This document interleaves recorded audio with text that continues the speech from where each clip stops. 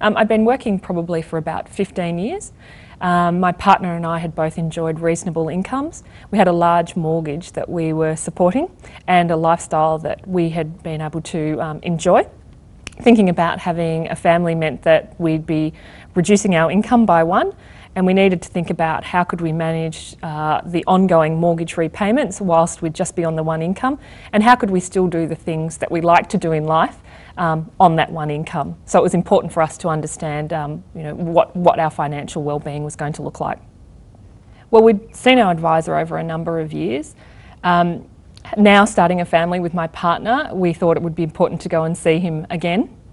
He'd always emphasised in the past, the financial advisor, the importance of saving for the future when that event would actually occur, but now it was real. We actually had to think about how we were going to continue to financially manage our life. And there were a number of things that the advisor talked to us about, some things we'd thought of and some things we hadn't.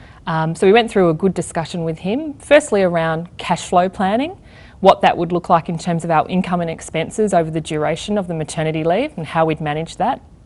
He covered off the types of benefits that the government offers in terms of childcare benefits, childcare rebate, the eligibility criteria around those, and how I might apply for them when the baby's born, or if I choose to go back to work and put the baby into childcare.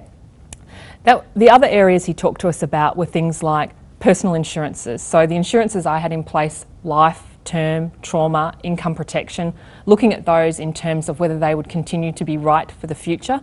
And finally, he talked to us about estate planning. So obviously there's the simple things like updating your will to include new children as beneficiaries, but he also talked to us about understanding enduring powers of attorney and thinking about a testamentary trust to help us understand how we could distribute our assets to our children in the most tax effective way. And what was important was that the advisor couldn't actually put into play those estate planning steps, but he referred us to go back to our solicitor to do that. I see my advisor every year as part of the ongoing review process, but given the relationship that I've got with the advisor, I know that I can see him at any stage, whether it be purchasing a new property, looking at our investment structures, managing through redundancies, or the circumstances that I was in, having a family, and he helps us manage through all of those life events. Well, I had my first child, a lovely girl.